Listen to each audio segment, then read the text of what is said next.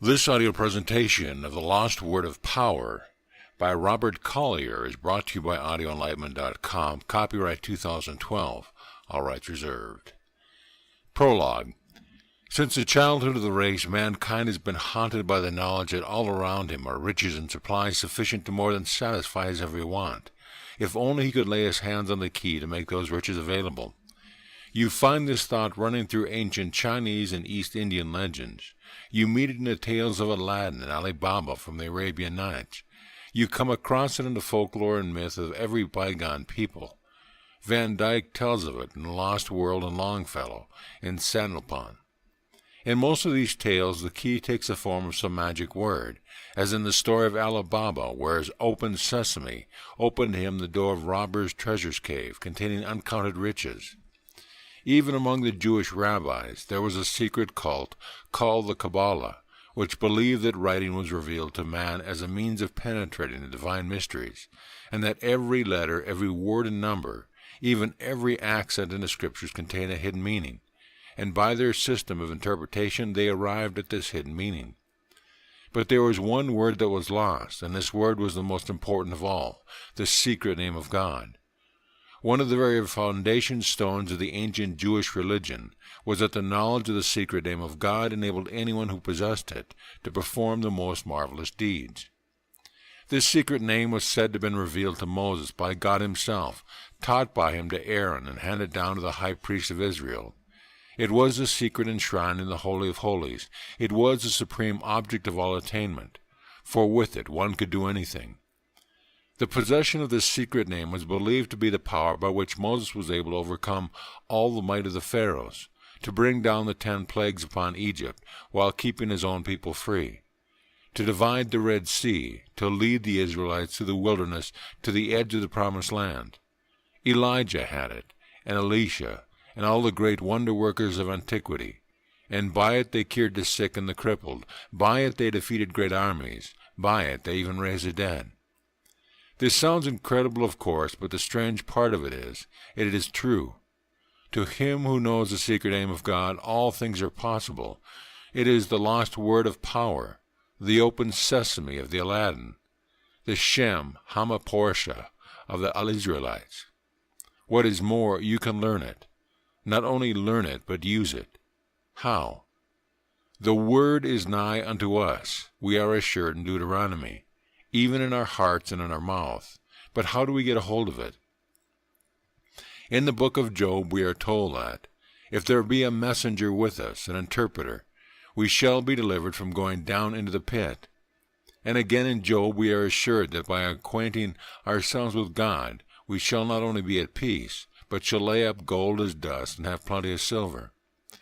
On through both the Old and New Testament, we are told that if we possess certain understanding, all things we desire shall be ours. Riches and honor, health, happiness, and triumph over our enemies. And again we are given the records of those who triumph through such understanding. The Bible might well be called the book of promise. So many and so varied are the promises of good in it.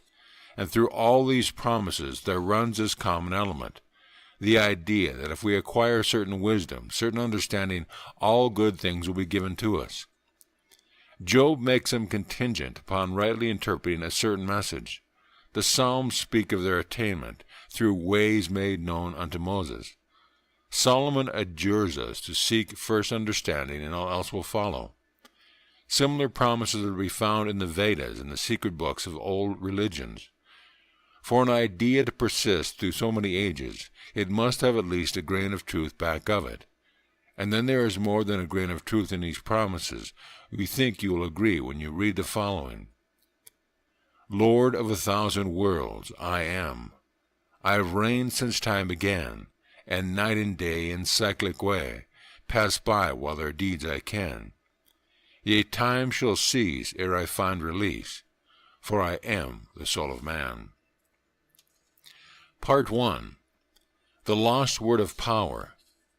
Thou shalt also decree a thing, and it shall be established unto thee. Job 22:28. You know, of course, that reduced to the ultimate, everything in this universe is merely a form of energy. So many protons and electrons revolving about each other with the speed of express trains. You and I and the chairs on which we sit, the desk we work, the trains we ride on, the houses we live in, are merely so much electrical energy with varying degrees of density. All about us in the air we breathe, in the interstellar space, everywhere is more of the same energy, only in its free state, uncondensed. The process of condensing this infinite supply of energy is going on all the time. So likewise is the process of freeing it. Every living, growing organism is continually condensing energy. Every living and dying organism is constantly releasing it. Each move you make, each breath you take, releases a certain amount of energy in the waste matter you throw off through your nostrils and pores. But, and here is something everyone does not know, every thought you think releases or condenses energy through its action upon your nerve center. To get at the principle behind this, let us go back for a moment to the first forms of life upon Earth. For while forms keep changing through the ages, principles remain the same. When you want to see how a principle works, study it first in its smallest form, then watch it continue its unvaried way through all the changing forms that follow. It matters not whether you choose plant or animal life, it is bound to start with a single cell. And the first cell, plant and animal alike, rested upon the waters, where it could absorb the nutrient it needed from the waters about it. Through all the different gradations of vegetable and animal life, that one basic principle has never changed. Every live cell, no matter whether in man or vegetable, is just as much immersed in water today as was the original cell that rested on the face of the water millions of years ago. Not only has that, but it's still dependent upon the water around it for all its nourishment. There are differences in the outer form, in the controlling brain, but no differences in the life principle. All life is cell life, and all cell life depends for its nourishment upon the water by which it is surrounded. Hearts, brains, stomachs, limbs, these every cell in our complicated organism fully supplied with water containing the elements these cells need for life. But the farther an organism gets from the single cell resting alone upon the water, the more complicated its functioning becomes, and the more difficult to maintain it. Yet the life principle is a stubborn principle, and it has shown its power not once or twice, but literally millions of times to overcome any obstacle, to draw to itself from the elements around it whatever it needs for survival and growth.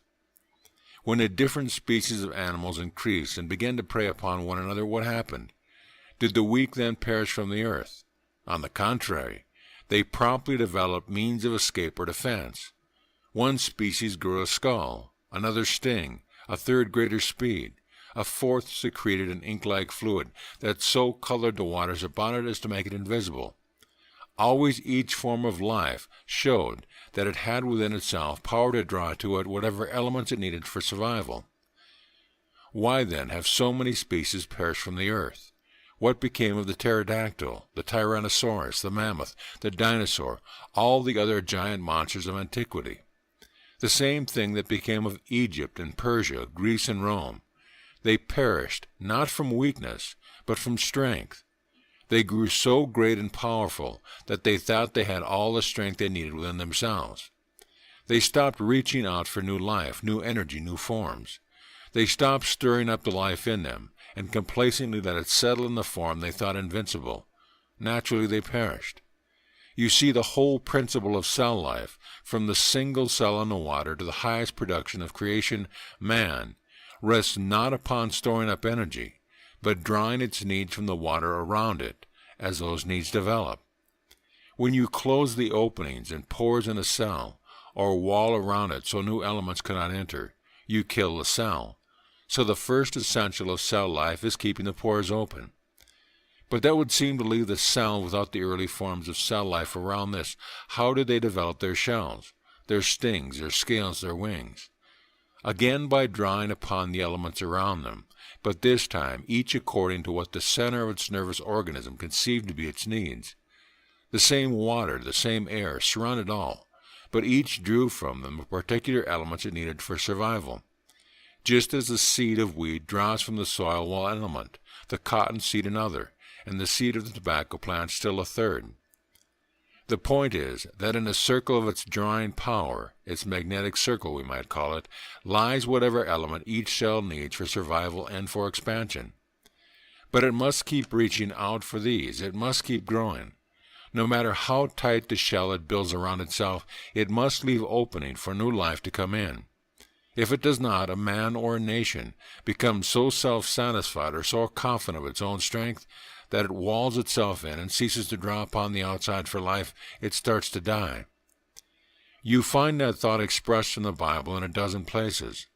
Thus saith the Lord, cried the prophet Jeremiah, Cursed be the man that trusteth in man, and maketh flesh his arm, and whose heart departeth from the Lord. Blessed is a man that trusteth in the Lord, and whose hope the Lord is. For he shall be as a tree planted by the waters, and that spreadeth out her roots by the river, and shall not see when heat cometh, but her leaf shall be green, and shall not be careful in the year of drought, neither shall cease from yielding fruit. And Ezekiel put it, I will seek that which was lost, and bring again that which was driven away, and will bind up that which was broken, and will strengthen that which was sick. But I will destroy the fat and the strong. You see, life is dynamic, not static. It hates complacency, self-satisfaction. It wants to be stirred up. It insists upon being drawn upon. And if you won't do it, throws you into the discard and gives you the chance to someone else. What would happen to a cell in your body that grew so fat and strong that it closed itself to all the lymph and water around it? It would dry up and die, would it not? And your lymph would bend its efforts towards getting rid of it to make room for a live cell that would use a nourishment with which it was surrounded. The same is true of every form of life. You, for instance, are just a cell in the great God body of the universe. All about you is the lymph of God, the electrical energy in the ether which contains every element you need for life, for your surrounding, for your expression. The only thing you must do is give to form. You are giving it form every minute in your body, your circumstances, and your surrounding. The trouble is you are doing it unconsciously, so more often than not you give it the forms you fear rather than the ones you want. So what is the remedy? First, to learn how to consciously and intelligently give this energy the form you want it to take. And second, to break up the old imperfect or grotesque forms made by fear and cast them in the discard. How did the crawfish get its shell? How did the bee get its sting? The serpent its fangs, the bird its wings?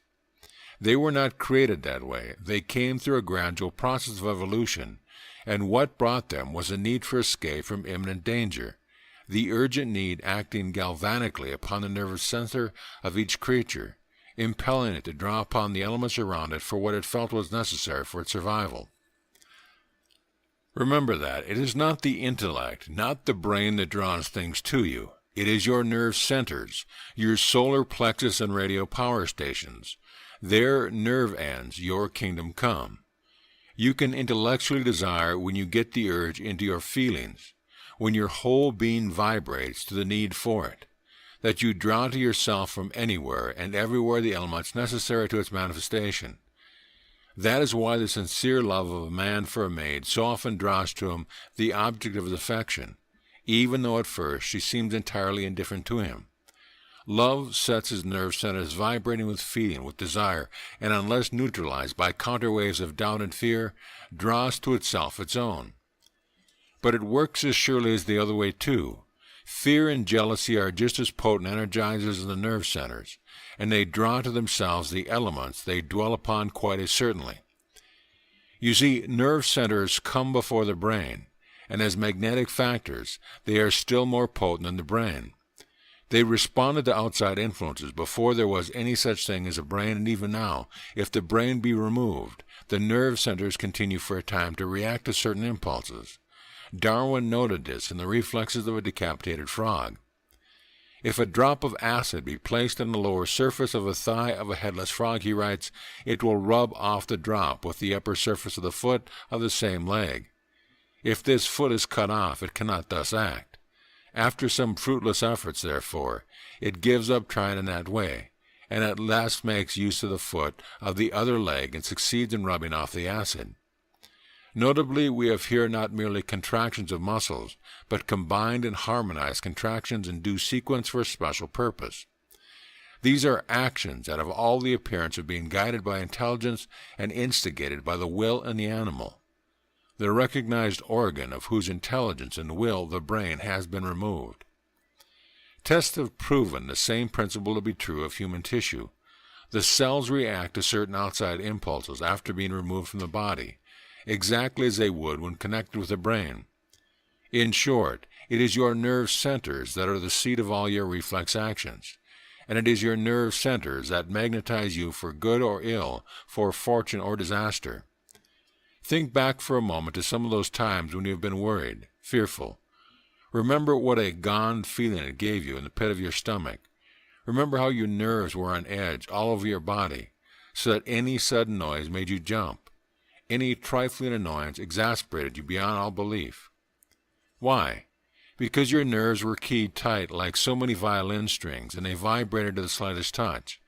It is when they are in this state that they are most like radio antennae, drawing to themselves from the whole universe the elements they seek. But when keyed up by fear or anger or worry, the elements your antennas seek out are those related to their cause, and they usually take form of sickness or trouble or disaster of some kind. You can key your antenna to just as receptive a pitch through any other emotion, and draw to you every element of good instead of evil. It is nature in her primitive state at work all over again. To those creatures who feared greatly, she gave shells to shut themselves up in. To the fierce and those easily angered, she gave teeth and claws and sinews for battle.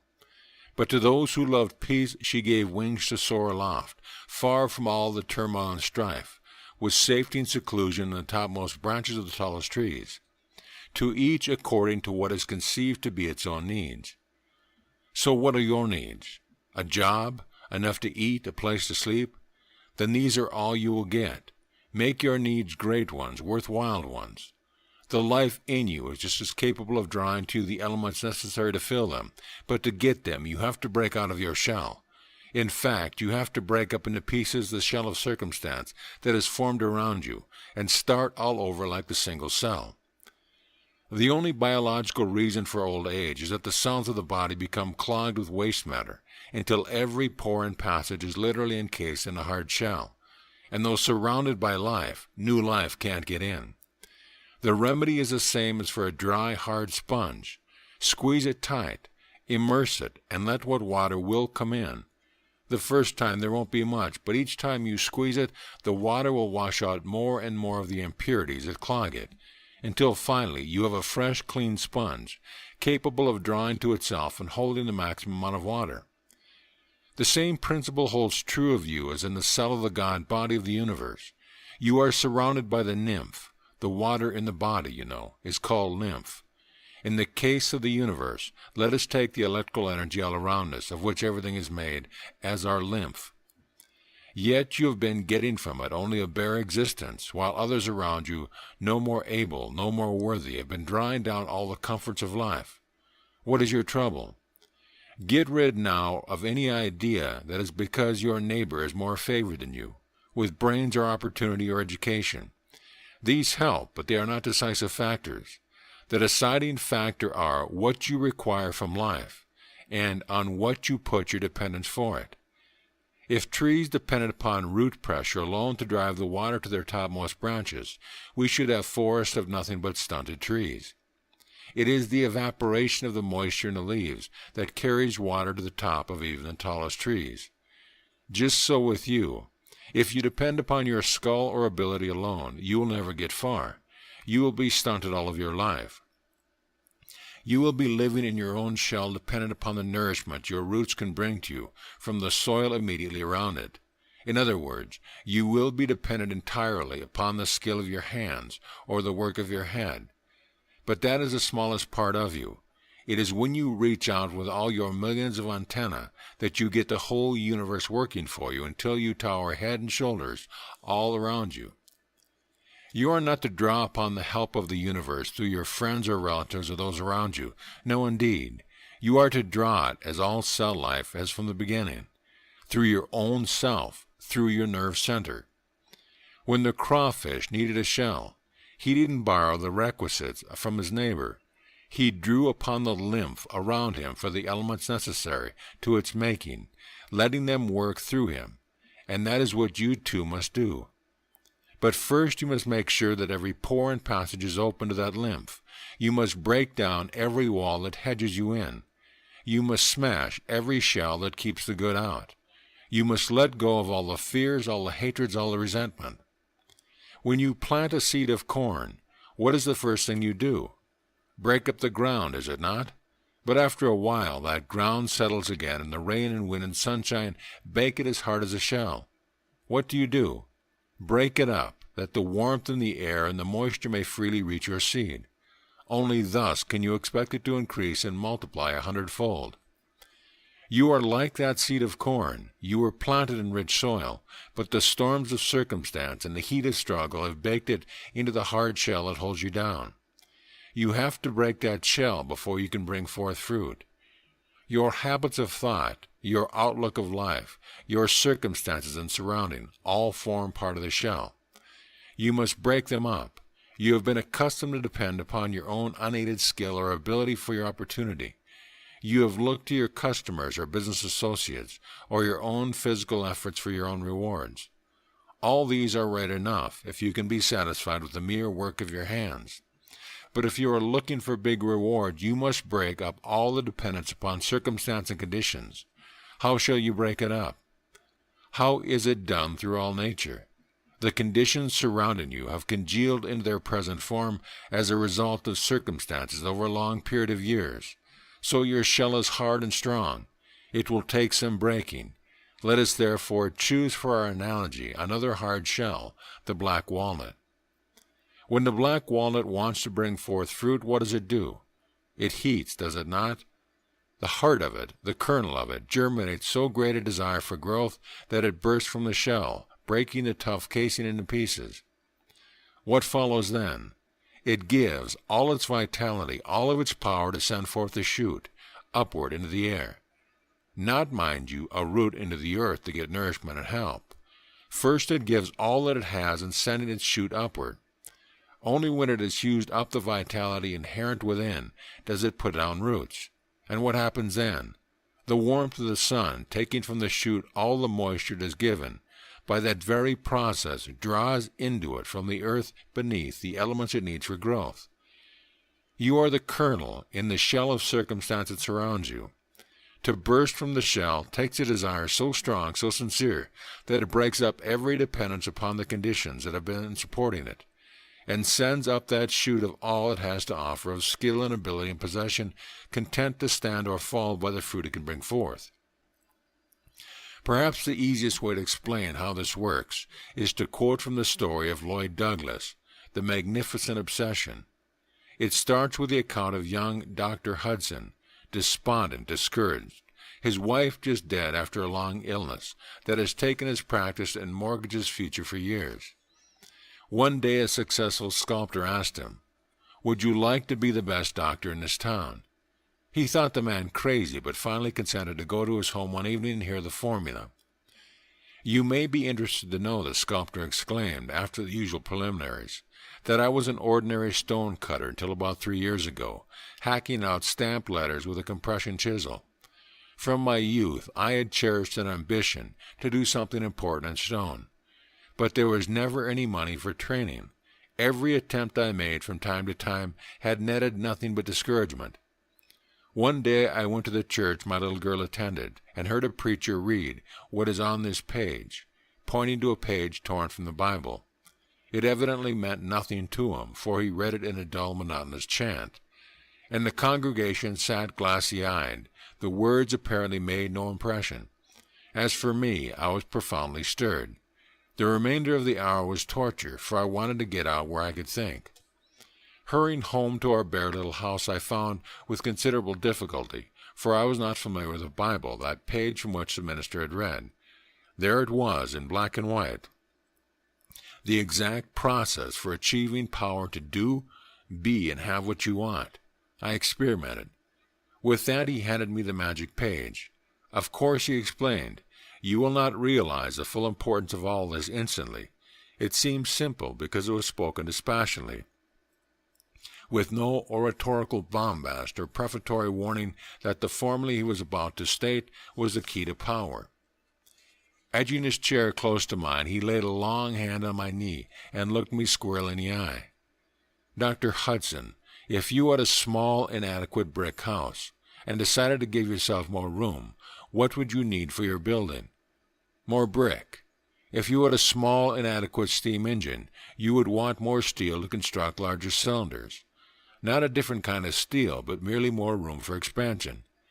No, if you had a small, inadequate personality and wanted to give it a chance to be something more important, where would you find the building material? He seemed waiting for a reply, so I humored him.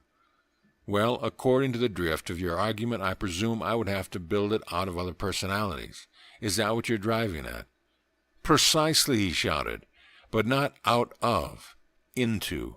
This theory I'm talking about doesn't ask you to build your personality out of other personalities, but into them.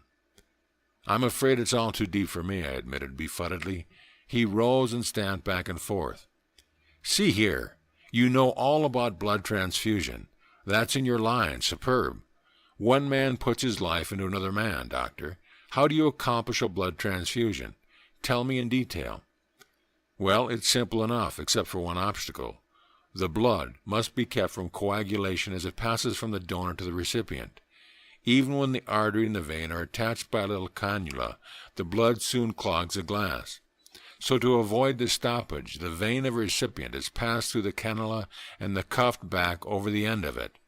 Then the cannula, carrying the vein, is inserted into the artery of the donor. The point is, you see, to ensure against any outside contact. Randolph the sculptor seemed mighty pleased, especially with a feature which concerned the problem of coagulation. You will notice there, pointing to the page in my hand, that the first step toward the achievement of power is an expansion, a projection of oneself into another personality. You will see that it has to be done with such absolute secrecy that if by any chance the contact is not immediate and direct, if by any chance there is a leak along the line of transfer, the whole effect of it is wasted. You have to do it so stealthily that even your own left hand. Randolph returned to his chair and went into a lowered voice. Hudson, the first time I tried it, I can tell you the incident freely because nothing ever came of it, although it had cost me more than I could afford at the time to do it. The chap was so grateful he told a neighbor of mine in spite of my swearing him in. He had been out of work and had been a long run of sickness in the family, and he was too shabby and down at heel to make a present and presentable appearance in asking for a job. I outfitted him, he told it. A neighbor facilitated me next day, so there was more than $60 of my hard-earned cash squandered. Squandered, I shuddered in amazement. How squandered? Didn't he get the job? Randolph sighed. Oh, yes, he said, he found a job. I was glad enough for that, of course, but that didn't do me any good. You better believe the next time I made an outlay, I informed the fellow that if I ever heard of his telling anybody, I would break his neck. He laughed merrily at the remembrance of the incident. The man thought I was crazy, he added, wiping his eyes. You might well be disgusted with that, pursued Randolph, if I were trying to get power that way, to stack up a lot of money for my own pleasure. All I wanted was the effective release of my latent ability to do something fine.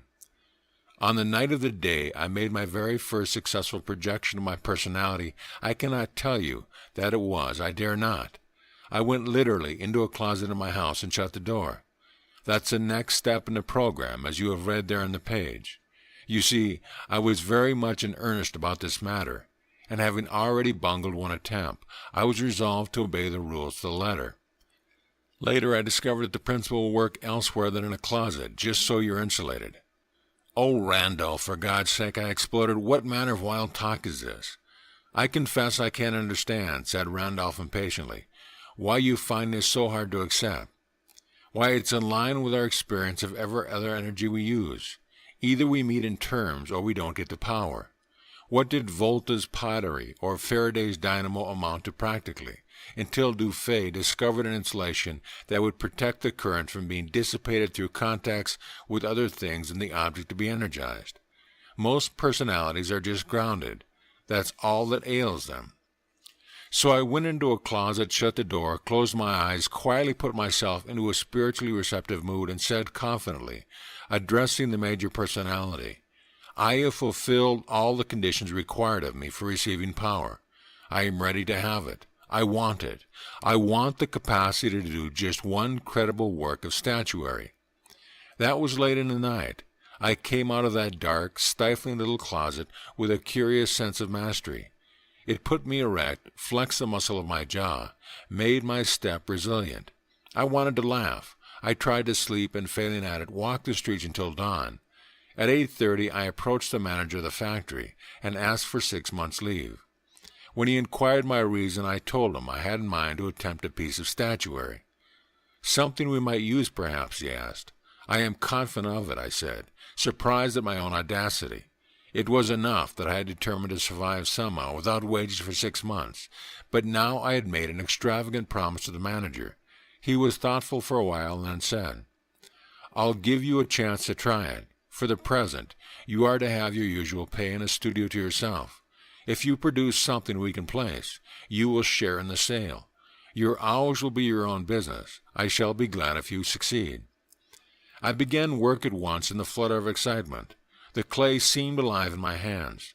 The first day it was a revelation. It was as if I had not really lived before. All colors were more vivid. I want you to remember that, Hudson. See if you have the same reaction. Grass is greener, the sky is bluer. You hear the birds more distinctly. It sharpens the senses like cocaine. That was on a Friday, the 10th of June.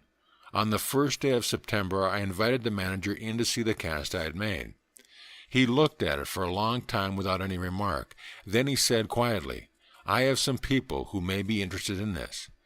The next afternoon, the manager's clients came in. A man and his wife. She was in black. They had recently lost their little boy. She cried at first, heartbreakingly. But after a while she smiled. It made me very happy when she smiled. I knew then that I had been able to express my thought. I was told to go on with my project and put it into white marble. Quite incidentally, the people adopted the boy I had used for the model. It was about 4 o'clock when I left Randolph's house that night. I was in a grand state of mystification. I went home resolved that I would make an experiment similar to his.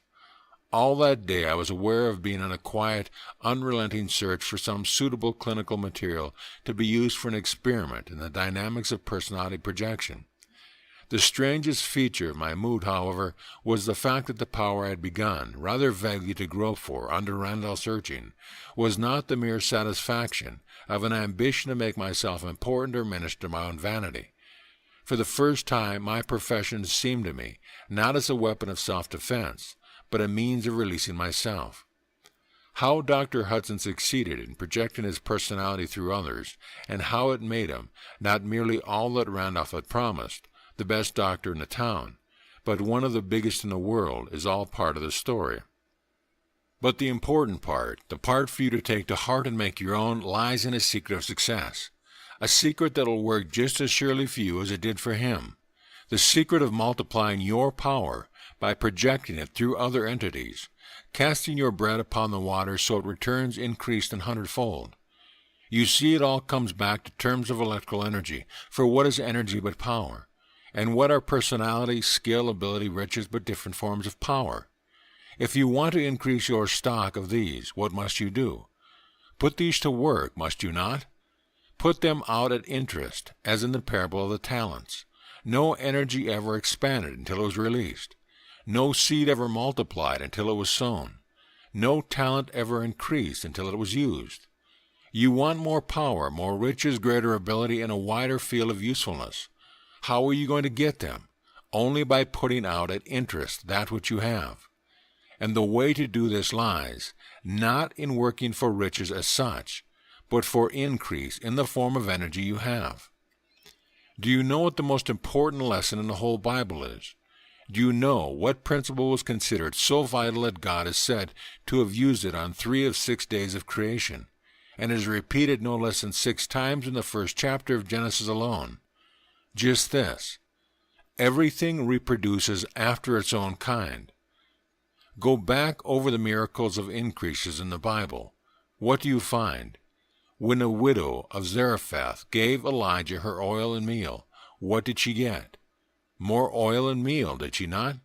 Not gold or riches, but increase after its kind. When another widow begged Elisha to save her son from bondage, he asked, "What hast thou in thy house?" And when told, "Naught save a pot of oil," it was the oil he increased, was it not? When the multitude lacked for bread and the apostle asked Jesus what they should do, he did not turn the stones into bread or bring forth gold with which to buy it. No, he asked, "How many loaves have you?" And when told 5 and 2 fishes, he based his increase upon them. Where does that leave us? You want more power, more ability, a greater field of usefulness. How are you going to get them? By planting what you have where it will show the greatest increase. It takes 90% of the locomotive's power to start the heavy train of cars, but only half of 1% to keep it going. In other words, a locomotive running along a level track at ordinary speed is using only 1/2 of 1% of its power. The rest is reserve energy, needed only for the heavy grades and starting load. Suppose every man and woman were such an engine, their job in life the train. Think how few people there who are ever started. Most are like an engine coupled on to too heavy a train, which puffs and strains and tugs, and tears itself to pieces spinning its wheels, but never gets farther than the one spot. Many of those who get started fail at the first heavy grade, and at every succeeding grade, numbers are stranded. Suppose you were to give some of those a push, just enough to start them off or ease them to the top of the grade. Wouldn't you be entitled to half their surplus power when they come to a nice level stretch of smooth running?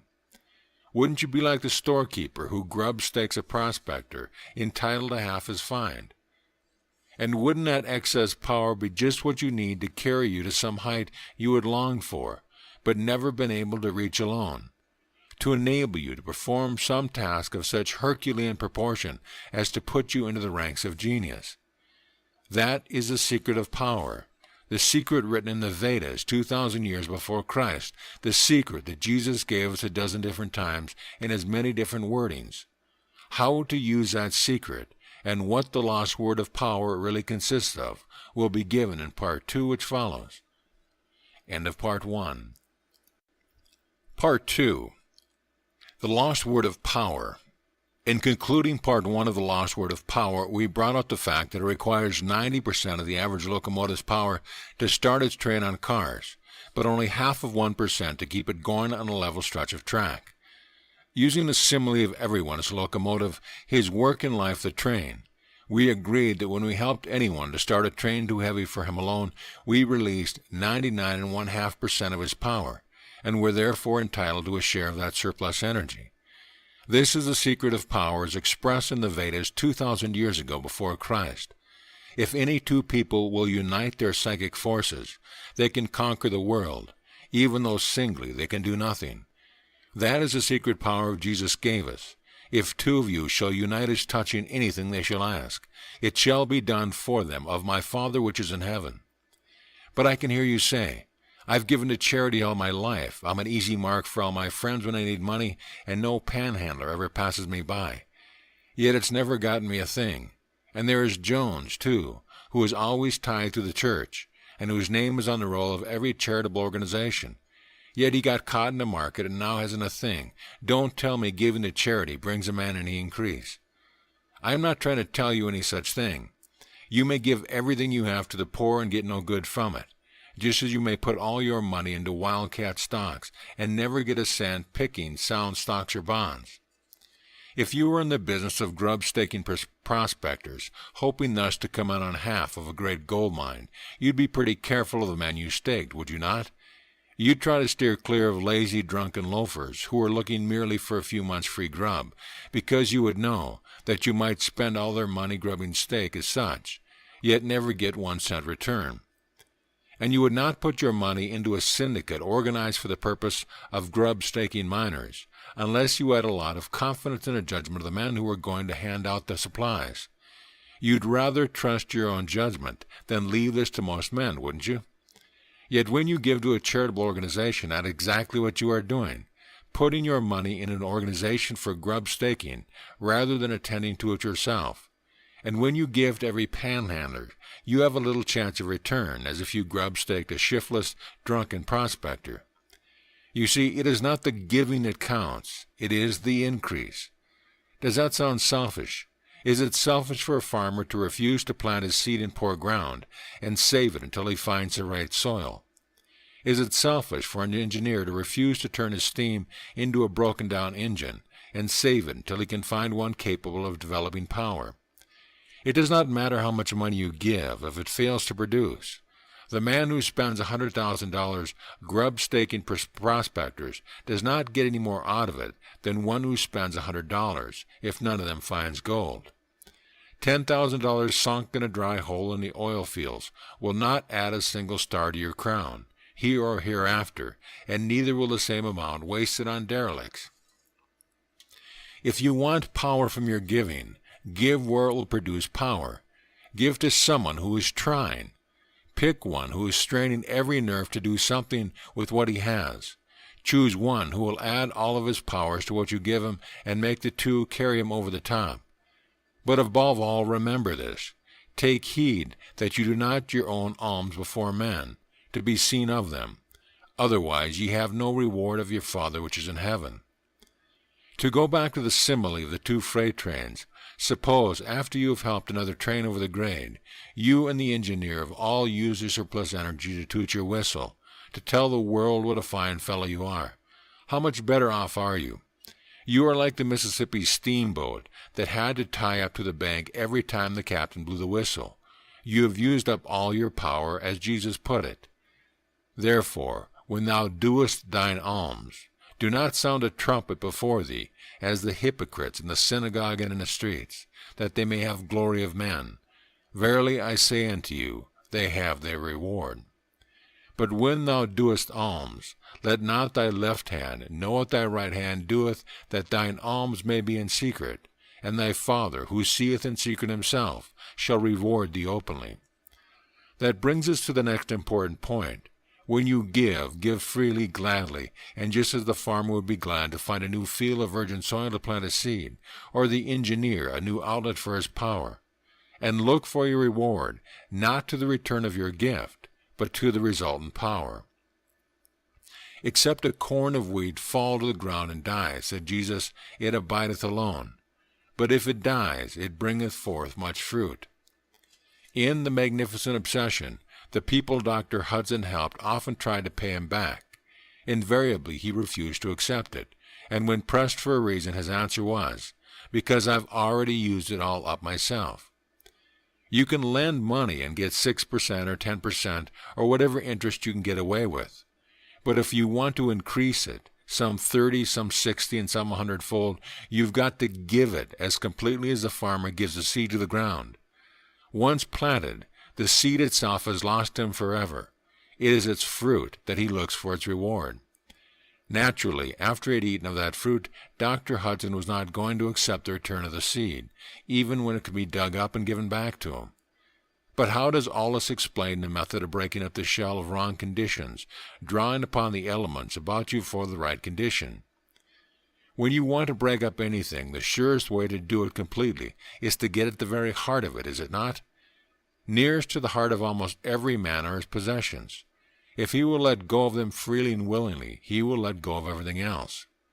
When he loses them, he is willing to put his dependence upon God, but as long as he has material possessions to depend upon, he is likely to put more or less of his dependence upon them. So when conditions become more than you can bear, when difficulties beset you and obstacles hem you in, and there seems no human way out, start the breakup of the conditions that surround you by giving freely and cheerfully, but giving where it will release power. Most people will find it hard to do that. As long as it is merely intellectual effort that is required of them, they will follow. But to give, after all the work it took to get together those few possessions, well, that's different. Yet if you will read The Magnificent Obsession, you will see that such giving works. Lest that by construed as making it necessary for you to buy something else before you can learn the secret. Let me give you here the story of D.C. Peak, president of the Peck Spring Company of Plainfield, Connecticut. A good many years ago, writes Mr. Peck, I lived in Chicago as a representative of a large manufacturing concern in the East. My business yielded a fair income, which enabled me to support a wife and 3 children. My wife, however, was afflicted with a fibroid tumor and was constantly under the doctor's care. It was necessary that I make a business trip east, and upon my return she expected to submit to a surgical operation for its removal. One day, while awaiting a train at Westbury, Connecticut, I met a man with whom I presently engaged in conversation. He began telling me what was apparently something of great moment to him, of the wonderful healing his wife had received after being given up to die by physicians, through what he called a mind cure. I listened at first with a laugh up my sleeve, for I thought he only a crank and doesn't know what he is talking about. But his sincerity and earnestness finally convinced me that at least he believed in what he was talking about, and learning that he was a prominent businessman of Hartford, Connecticut, I began at least to pay some attention to his story and give it some real thought. Before I reached home, I had felt the dawning of a faith that was entirely new to me, which was that the Creator of humanity had not left them orphans, but was just as desirous of helping them through the life he had given, as he had been given in the creation of them. Reaching my home, I told my wife what I had heard, and what I convinced was a better solution of our trouble than a surgical operation, and was very glad to see that she was also impressed with the thought. Bear in mind, this was many years ago, and Christian Science and the new thought were almost entirely unheard of. On Monday, she went to her doctor and told him she would not have the operation, but would trust to her Father in heaven for healing. He called her a fool and prophesied dire results, but we were unshaken. Without going into further details, let me say that within a week her tumor disappeared, and she became a well woman after years of invalidism. It was to me a wonderful revelation. The idea that God cared for his children and would heal their sickness was about too great for belief, notwithstanding I had read of his willingness and ability to do it many times. I had read of the Christ coming to earth for that very purpose, but I didn't believe it meant me. I found that this demonstration had given me something which had been entirely lacking, which was faith in the unseen Father. And here comes an apparent contradiction to all the promises. My business, which had been profitable, began to wane. One misfortune after another followed, and at last, in sheer desperation, I resigned from my company because I could not make a living and support my family. Then followed days of agony and depression, when after showing us most wonderfully the answer to our prayer for healing, God had apparently deserted us. He was leaving us to starve. I had been so engrossed with the wonderful thought of his healing power that I had gone to the sick wherever I could find them, and told them of the better way. But apparently God had deserted me. Why should we be unable to make a living? Why be left to starve in a great city thousands of miles from friends and relatives who might help us? I struggled against my fate as valiantly as I could. Day after day I went forth seeking employment. I answered advertisement without avail. At length I came to a place where I was at my wit's end. I could do no more. At this point I might have called for human assistance, but after the wonderful demonstration of divine power I had witnessed, I felt that it would be denying the power to do so. And so I promised not to apply to any less a source for help than the great giver. Instead, I closeted myself, telling my wife I would not come forth until I had received an answer to my terrible problem. I spent hours searching my Bible for comfort, but comfort seemed to have been withheld. At length, very weary and worn, I came to the passage in Ezekiel. Son of man, behold with thine eyes and ears the things which I shall show unto thee, for to this intent wert thou brought hither. This may have been written primarily for Ezekiel, but there came such a wave of emotion to me that the words stood out like fire. It was a message to me alone, and at the particular time. I emerged from my closet a changed man. I had given up the struggle. Henceforth I was looking for something to be shown me. I ceased looking for employment, and wonderful to relate, to worry. Something big was to come soon. The little money I had been able to save was soon used, and one morning at breakfast we ate our last meal. Not a penny to buy our dinner, and a wife and 3 children dependent upon us. Yet this is what I said to my wife, and strange to relate, without a particle of depression or doubt. I am glad we are brought to this, for now we can prove the truth of God's saying, that he knoweth our needs. Nothing to do but wait. No business, no food, no money, simply sitting there in silence just waiting. About 11:30 the mailman brought a letter. It was in an unknown superscription. We broke it open and looked out for a check for $10. A short note accompanied it. "The Lord directs me to send you this check, so please thank Him and not me." Tearfully I handed the check and note to my wife saying, "Here is an earnest of what our Father is going to do for us." But $10 didn't last forever, although it provided us with a good dinner. Other days were to follow. We tried to find our place in the scheme of things. We were not to be idle, and so we continued to preach the gospel of healing and abundance through faith in the unseen. We went to the hospitals and to the homes of the poor, endeavoring to make ourselves of some use. It will not be necessary, I am sure, to write a biography of our life for you, but just to say that for 7 years thereafter we lived in the city of Chicago and were fed. Our family survived, and true to our resolution, we never asked help from a human being. I gave all that I had to give, for my experience had already taught me that in order to receive I must give, and all the promises of support were given me. A miracle, as far as human conception of what it consisted of, happened every day. Money came to me by many unknown sources. When rent was due and we asked for it, it came. I needed a new overcoat and asked for it. It soon came. And insofar as I know, no human being had ever heard me express my need for it. During this period, we certainly had our days of trial. Why not? Every human being must stand the testing. We took many poor, weak ones into our home and fed them, and they went forth rejoicing into health. The money to feed them was always provided, but we couldn't show the appearance of abundance. Enough each day was ours, and we were content. We didn't covet riches and had little thought of them. At one time we were engaged in selling real estate, which at most dealers know is a time of precarious occupation. We were greatly in need of funds, so we decided to apply to the one source of all good. The following promise was the basis of our application. "Whatsoever things ye desire, when ye pray, believe that you have received them, and you shall have them." We do not claim that at the time we understood why we were to claim what we received, for to have all abundance we had not, but we decided to be childlike in our faith and abide by the directions. Therefore we made note in our diary about as follows.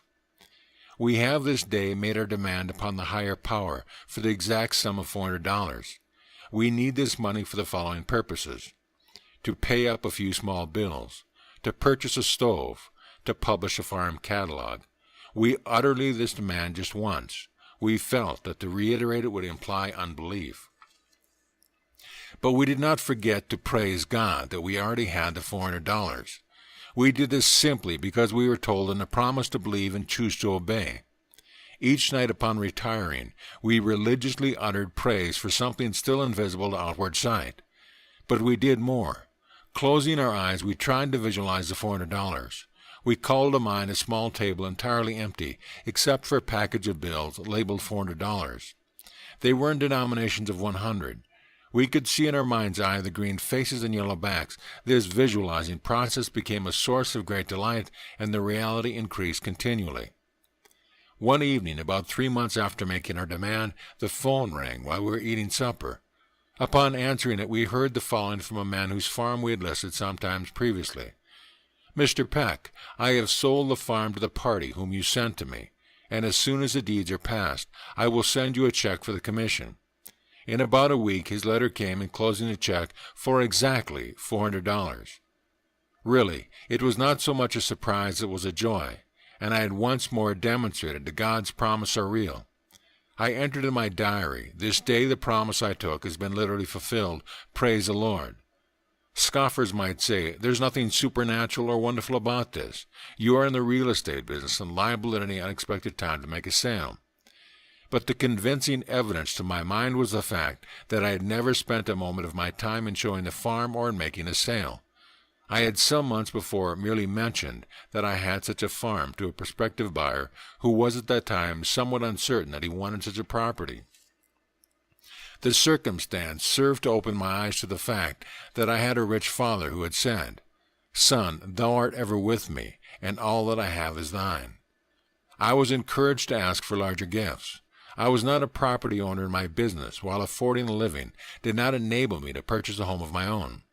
So I asked next for $2,000, imagine it as I had done with the $400.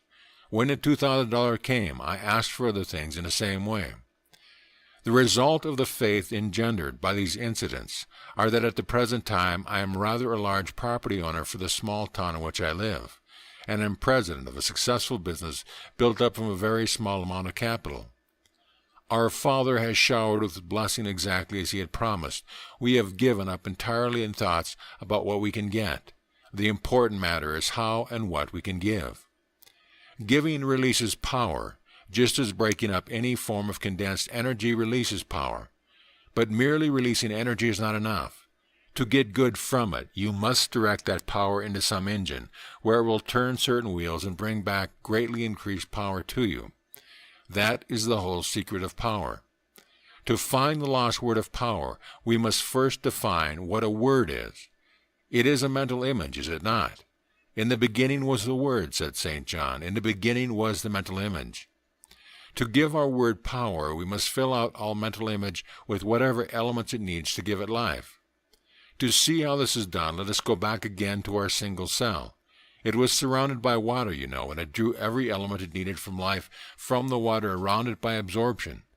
And what it did then, it does now. Every living cell draws the elements it needs for life from the water, or in the case of the higher animals, from the lymph around it.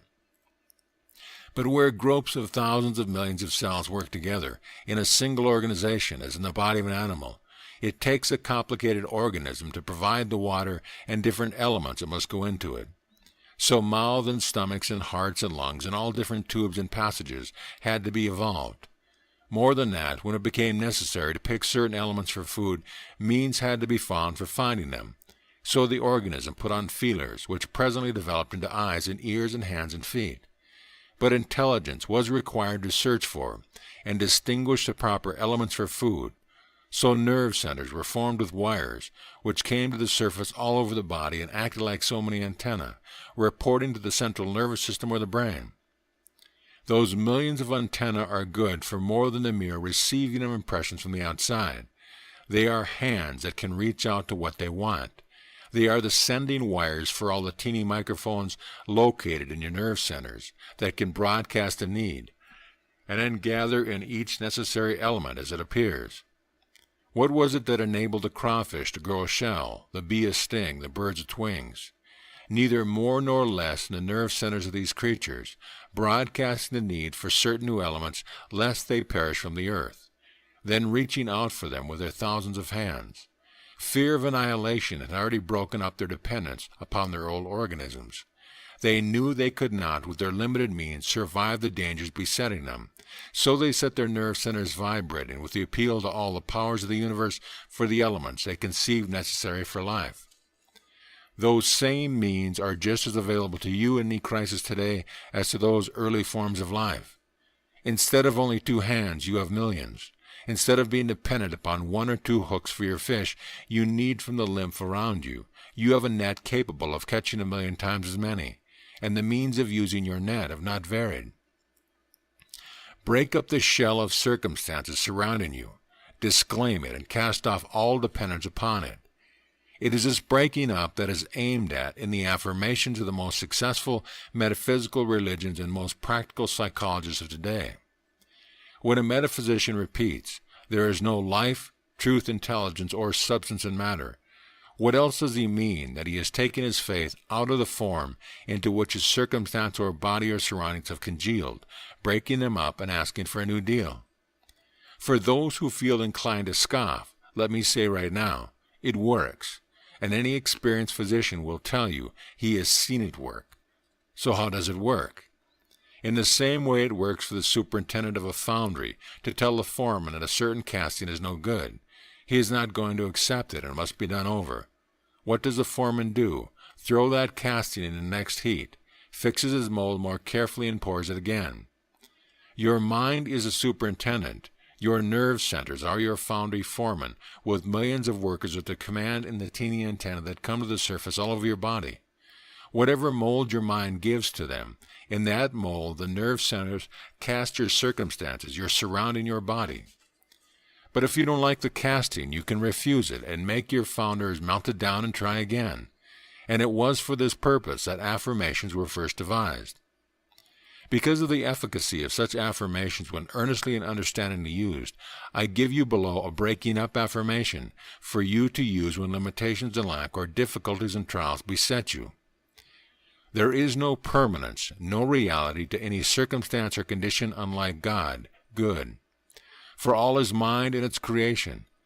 God never created anything unlike himself, good. Therefore, there can be no reality in. Here you can specify the troubled circumstance or conditions, for it is no part of God's creation. It is the negative affirmation, the breaking up of the wrong conditions. That is the first essential. But if you stop there, the wrong conditions or others as bad would soon return. You must replace them with the right model. That comes next. Set your nerve center at work, drawing to you from the whole universe all the elements necessary to the fulfillment of your desire. But be sure to give them a model in which those new elements can take shape. Form your mold so clearly, so strongly, that you can actually see it in your mind's eye. That is just as important as the breaking up of the old conditions. Unless you provide proper molds for the new material, you will be like the man Jesus told of, out of whom a devil was driven. When the devil came back, he found the house swept clean and garnished, but no other occupant there. So he got him 7 other devils more wicked than himself and took possession, and the last state of that man was worse than the first. No use breaking up the old imperfect and unsatisfactory shells if you are going to let the new material take the same shape. You must see in your mind's eye the new material flowing to you. You must visualize it in its perfect shape.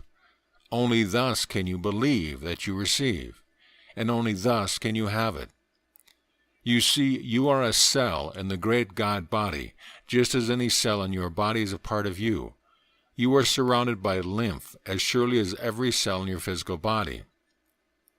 That lymph contains all the elements you can possibly need for complete expression, and complete expression means happiness and health and success to the fullest degree.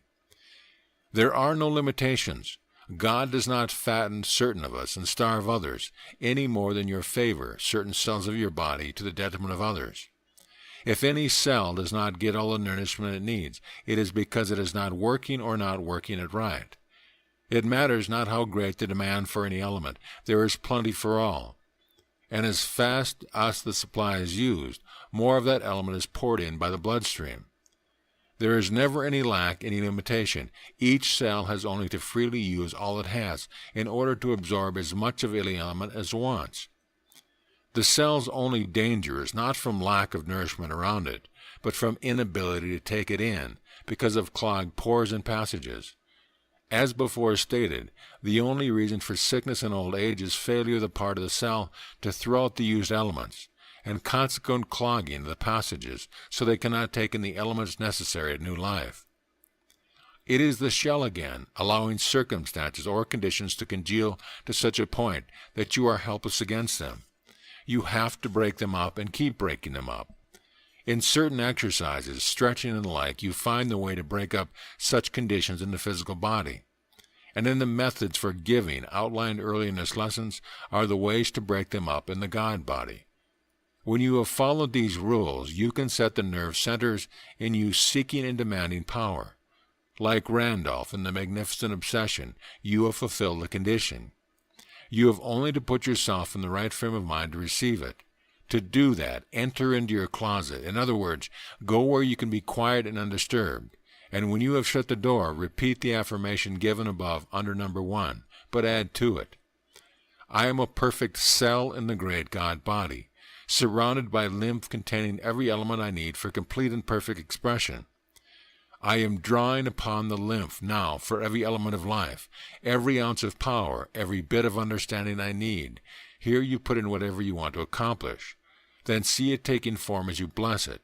I bless it and baptize God's own perfect in the name of the Father, the Son, and the Holy Ghost. Bless that new form as it takes shapes in your mental mold, and hold that mold to it. Hold the faith, hold the image before your mind's eye, until it hardens so you can see it. And if you want to know the lost word of power, the secret name of God, it is I am. Before Abraham said Jesus was I am, And throughout the Old Testament you find frequent references to God as the eternal I Am. That is the secret of success in all prayer, in everything you do, that there is only one present, only one bit of time you need to worry about, the everlasting now. Whatsoever things ye ask for when you pray, believe that you receive them. Not, mind you, that you are going to get them in some dim, distant future, but that you have them now. You are part of the great I Am. You have everything of good now. You are perfect. You have health, strength, power, riches, and happiness. It remains only for you to make this manifest. How are you to do this? 1. By sowing your seeds of the harvest you wish to reap. 2. By cultivating it through serenity and faith. 3. By visualization, seeing in your mind's eye the abundant harvest you are praying for. 4. By thanking God for it. Difficulties may beset you, obstacles get in your way, and ill health holds you down. Bless them. Know that it is only one God, and He is good. Therefore, anything evil that may trouble you is good in disguise. You have heard the old aphorism that, when fortune means to man most good, she looks upon him with a threatening eye. If you can bless every seeming evil, know that it is really good working for you in another guise, and that it is working with all else of life for your own good. It will quickly show you the silver lining underneath. It is only as you resist evil that it turns to harm. Resist not evil, St. Paul bade us, but overcome evil with good. Serene faith, perfect trust that God is working for your good, even though that may seem great evil, will turn the greatest misfortune to your gain. Mind you, that doesn't mean pious resignation or any cant of that sort.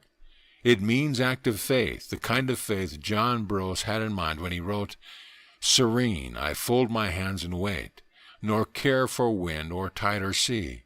I rave no more against time or fate, for lo, my own shall come to me.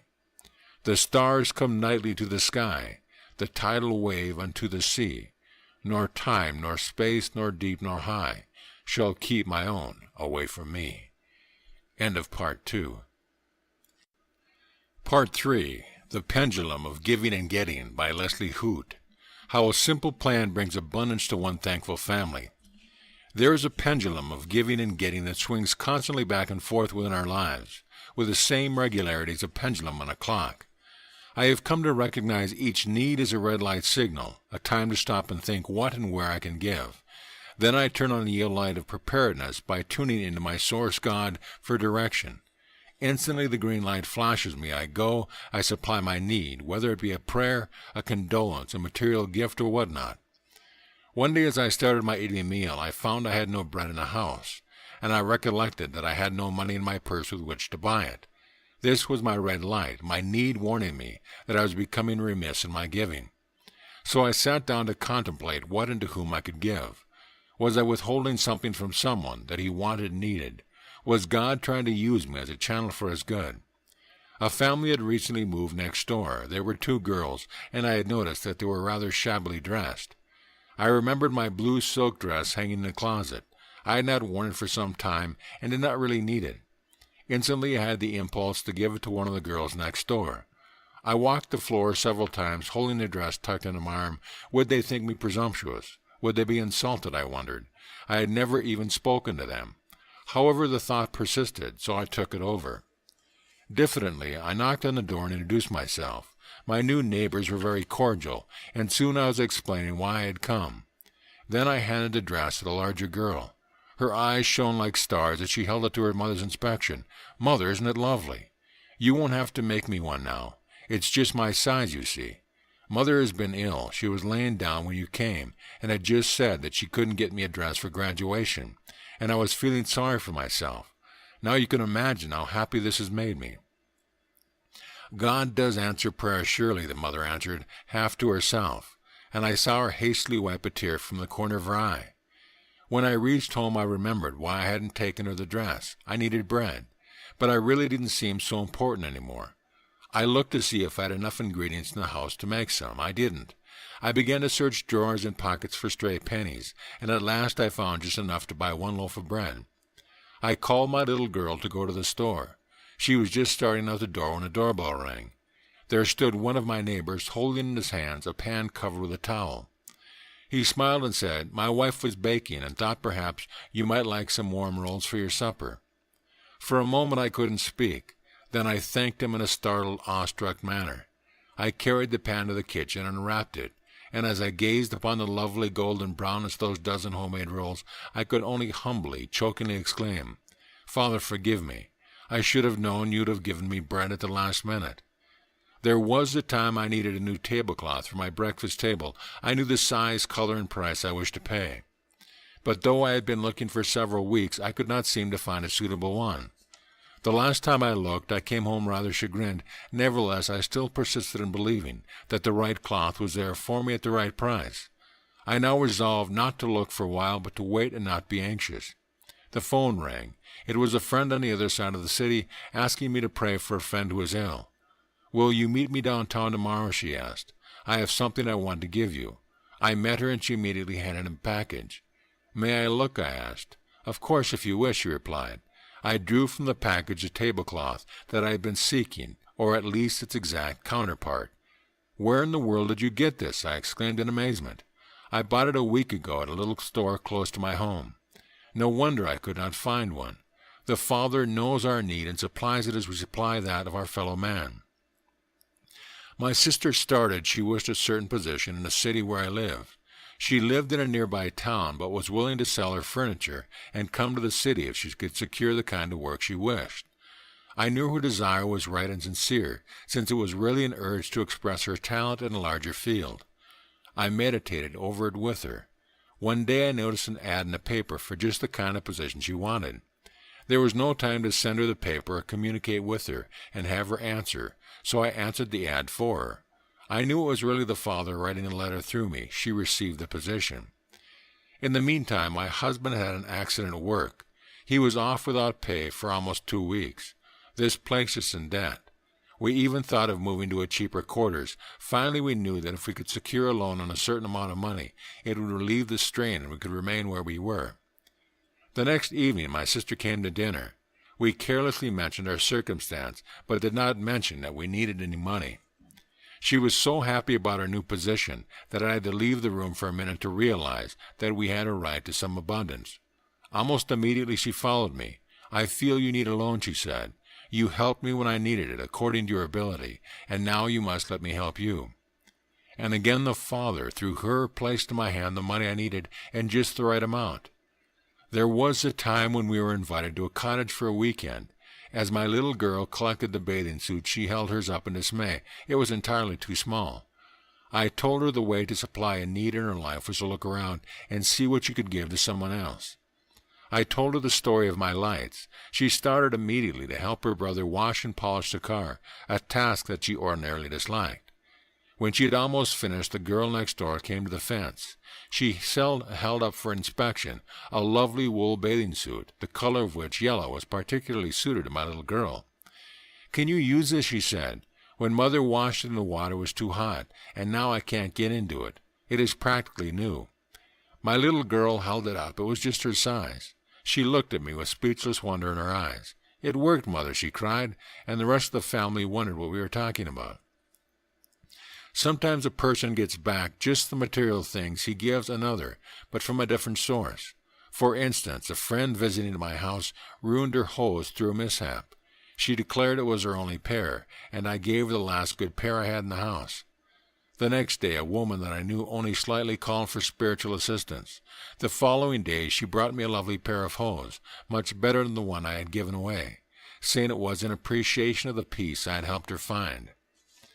Then there was a time I needed potatoes. I was on my way to the country to visit a little boy who was ill. I told the children to remind me to buy potatoes on our way back, as we had none in the house. After my visit, when I went to get in the car, there was a bushel of lovely, fresh-dug potatoes. "Oh," I exclaimed in amazement. The boy's father humbly answered, "I don't have much cash just now, but I did want to give you something." When I told him they were just what I needed, we were both made glad. I remember the time I wanted some fresh candy, my favorite kind, which was displayed in a downtown store. I could not decide to buy it, so followed my motto: "When you are in doubt, don't. There is no doubt in God." I decided to divert my appetite into another channel by buying truth literature for a friend. That evening my nephew, who worked in that downtown store, came home and handed me a box. "I had an urge to buy this for you today," he said. I opened it, and there was the candy I had so much wanted. Not a pound, the amount I should have bought, but 1.5 pounds. Surely God does supply all our needs abundantly when we consciously become a supply channel through which He is enabled to fill the needs of another. There are only a few of the many instances in which I have proved Paul's statement. Do you need something just now? Then tune into the Father, the gives of all good gifts, and find out what and where you can give.